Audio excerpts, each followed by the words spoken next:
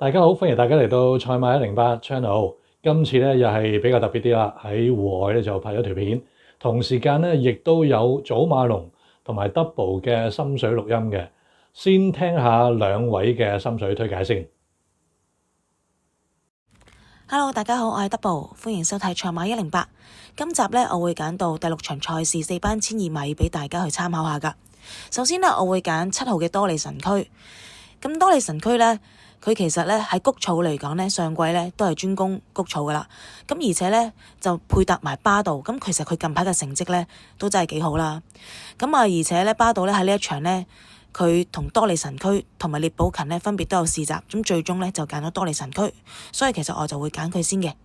其次咧就係9號嘅逆雨揚名，又係啦，呢匹馬都試過閘。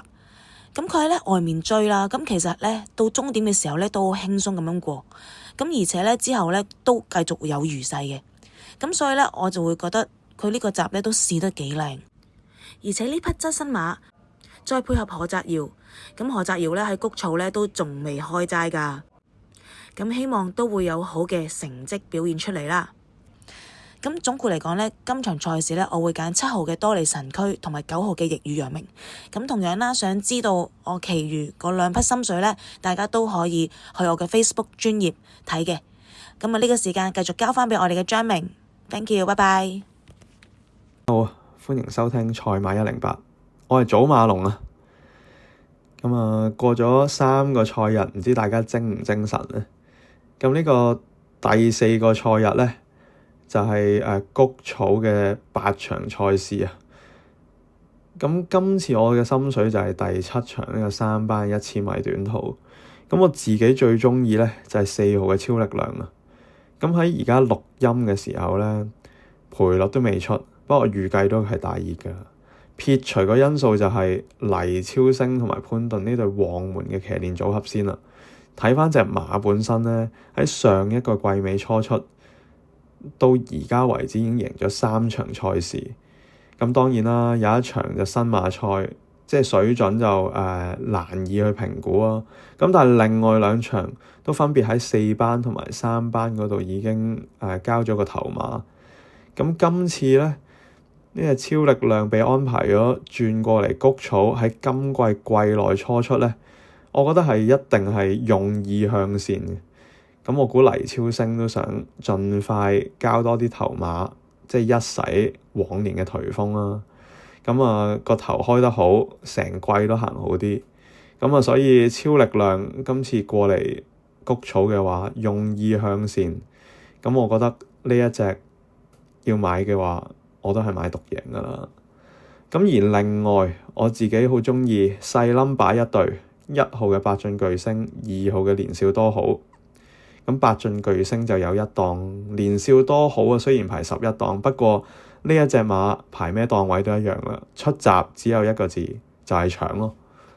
預計乜嘢檔位都好，以佢本身正常嘅前速，即使內側呢場係有多少快馬，我覺得都唔夠年少多好搶噶啦。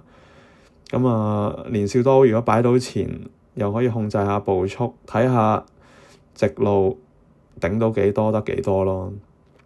一注獨贏超力量，加多少少啦，就超力量膽。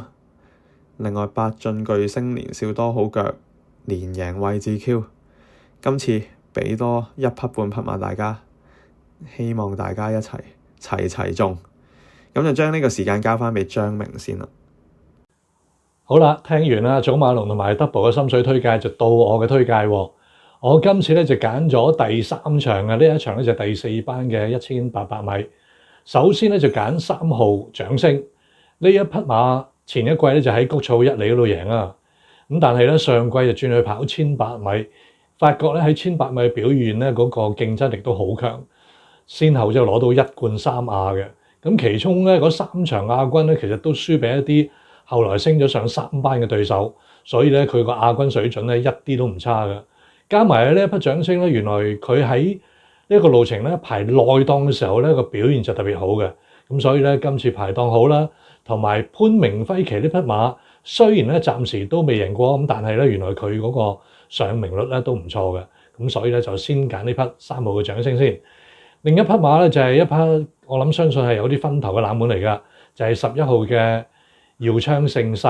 呢匹就澳門過嚟嘅捷克馬。咁其實咧喺澳門嗰時候咧，我都見過佢跑過㗎啦。咁當其時咧，佢喺澳門跑咧，嗰種跑法咧可以均速前置嘅，所以咧今次排個內檔呢匹馬咧，分分鐘可以用翻呢個跑法，就會跑高啲。雖然咧佢係初次跑谷草啊，但係原來佢喺澳門啊，喺嗰個氹仔馬場嘅時候，原來都贏過一啲偏遠嘅場地㗎。咁所以谷草嗰個場地比較鬆軟啲咧，分分鐘都對佢有幫助嘅。仲有呢匹馬喺氹仔嘅時候啊，係戴個眼罩贏嘅。今次咧就換下個配備喎，換咗戴眼罩，所以咧都係一個變數嚟嘅。呢一場賽事咧，我就簡單推介呢兩匹3號嘅掌聲同埋11號嘅耀昌盛世。呢兩匹馬有啲賠率㗎，大家可以對碰 win pay 之餘咧，不妨整翻一條連贏同埋位置 Q 啦。好啦，今次嘅節目嚟到呢度，多謝大家收睇，下次再見啦。